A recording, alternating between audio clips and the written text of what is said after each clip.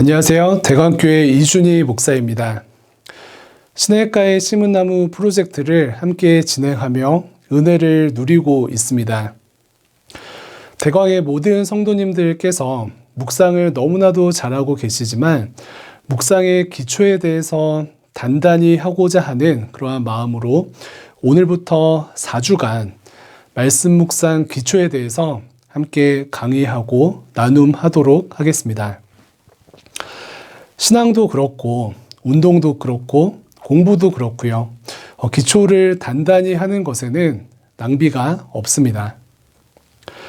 말씀 묵상 기초에 대해서 나눌 때에 매일 성경 출판사 성서 유니온에서 제공하는 성경 묵상 훈련 과정 책자 중에서 두 번째 책인 성경 묵상 배움 과정 교재를 따라서 오늘부터 한 주씩 공부하도록 하겠습니다.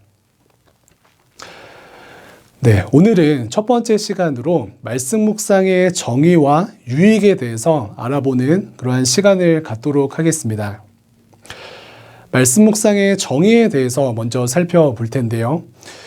말씀 묵상의 정의는 사전적 의미와 실천적 의미로 나눌 수 있습니다. 먼저 사전적 의미는 눈을 감고 마음속으로 생각하고 기도하는 것, 그리고 작은 소리로 읊조리는 것의 의미를 가지고 있습니다. 더 나아가서 실천적 의미에서는 매일 말씀을 읽는 것, 그리고 매일 말씀을 마음에 두고 생각하며 말씀 안에 거하는 것을 의미합니다. 말씀 안에 거한다는 것은 성도가 말씀대로 살아가는 것을 의미합니다.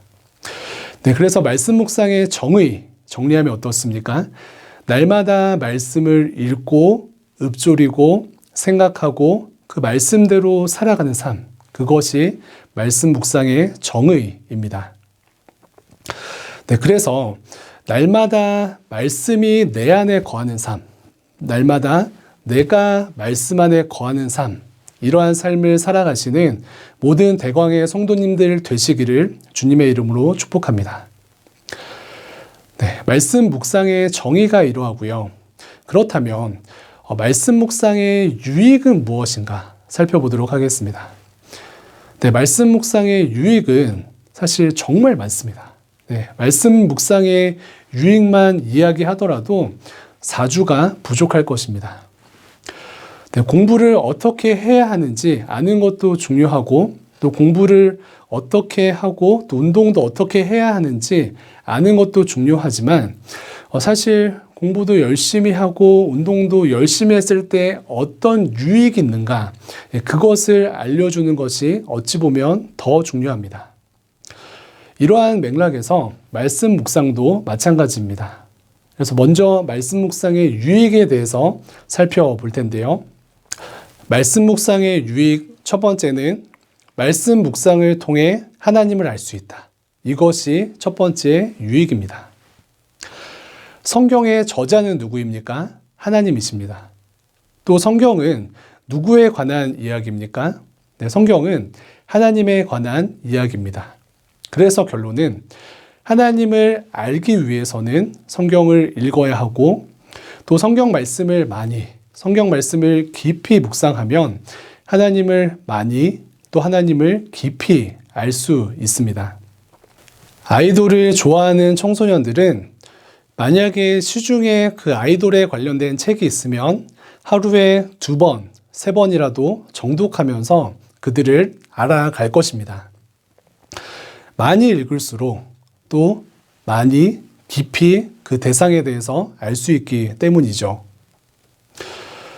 말씀 묵상의 유익 두 번째는 성도의 생존과 성장입니다. 말씀을 통해 새 생명을 얻고 구원받은 우리는 말씀을 통해 계속 생존하며 성장합니다. 베드로전서 2장 2절 앞부분에 이렇게 기록합니다. 갓난 아이들 같이 순전하고 신령한 젖을 사모하라. 즉 말씀을 사모하고 젖과 같은 생명의 말씀을 통해 생존하고 성장하라 라는 하나님의 말씀입니다. 어린 아이들에게 이 젖은 두 가지 역할을 합니다. 그들을 자라나게 하고 또 그들을 생존하게 합니다. 그래서 성도로서 자라나는 것도 하나님의 말씀을 통해 가능하고요. 또 성도로서 생존하는 것도 하나님의 말씀을 통해 가능합니다. 그래서 주변에 혹시 나는 말씀만 안 보는 것 뿐인데 성장이 없고 말씀만 안 보는 것 뿐인데 왜 이렇게 답답하지? 라고 말씀하시는 분이 계시다면요. 먼저는 그러한 분을 보시고 당황하지 마시고 당연하다라고 말씀해 주십시오.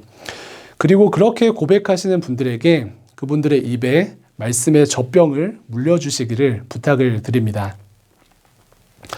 디모데후서 3장에서도 동일하게 말씀합니다.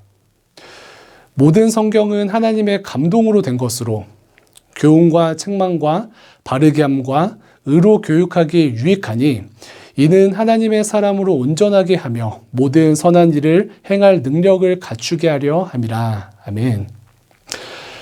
말씀은 교훈을 주고 책망도 하고 바르게 하고 의로 교육합니다. 그리고 말씀을 통해 성도로 살아가며 하나님의 뜻대로 살아가는 그 힘을 얻습니다. 그래서 말씀을 통해 이러한 성장을 누리게 됩니다. 말씀 묵상의 유익, 참 너무나도 대단하죠. 저도 초등학교 때는 키가 컸는데 중학교 때부터는 키가 안 크더라고요. 그래서 속으로 키 크는 음식이 있으면 뭐든지 사 먹을 텐데 이렇게 생각을 하곤 했던 것 같습니다. 그런데 영적 성장과 성숙을 약속하는 것이 있습니다. 무엇입니까? 바로 하나님의 말씀을 묵상하는 것입니다. 그래서 말씀 묵상을 통하여서 이 영적 성장의 유익을 누리시는 모든 성도님들 되시기를 다시 한번 주님의 이름으로 축복합니다. 말씀 묵상을 통해 얻는 유익 마지막 세 번째는요. 살아계신 하나님의 인도와 보호를 받는 유익이 있습니다. 말씀 두 구절을 보겠습니다. 시편 119편 105절 말씀에 주의 말씀은 내 발의 등이요 내 길의 빛이니이다 라고 말씀합니다. 하나님의 말씀이 내 발의 등이라 합니다. 시편 당시 발의 등이라는 것은 지금의 자동차 전조등처럼 몇백 미터도 비추어주는 그러한 빛이 아니라 그림처럼 말 그대로 한 치 앞만 비춰주는 빛입니다. 그러나 한 치 앞을 정확히 비춰주는 그러한 빛입니다. 그래서 성도의 인생은 하나님의 말씀과 함께 오늘 한 걸음을 내딛는 삶입니다. 그런데 하나님의 말씀의 인도하심을 받으면 가장 안전합니다. 시편 107편도 동일하게 기록을 하는데요.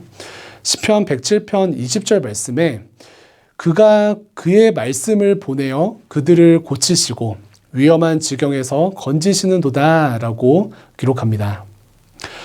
그래서 말씀이 있는 곳에 치유가 있고 말씀이 있는 곳에 하나님의 보호하심이 있습니다. 반대로 생각하면 어떻습니까? 말씀 묵상하는 가정, 말씀 묵상하는 자녀, 말씀 묵상하는 부모님, 또 말씀 묵상하는 나는 하나님의 말씀으로 치유되고 하나님의 말씀 안에 안전합니다. 그래서 이 기대하는 마음으로 이 말씀 앞에 나아가는 모든 대광의 성도님들 되시기를 축복합니다. 오늘 말씀 묵상 기초반 그 4주 과정 가운데 첫 번째 시간으로 말씀 묵상이란 무엇인가, 또 말씀 묵상의 유익이 무엇인가 살펴보았습니다. 아무쪼록 말씀이 주는 유익과 함께 즐겁게 인조이 하시는 대강의 모든 성도님들 되시기를 축복합니다. 다음 주 이 시간에는요, 이과 말씀 묵상의 순서와 방법에 대해서 구체적으로 함께 살펴보도록 하겠습니다. 감사합니다.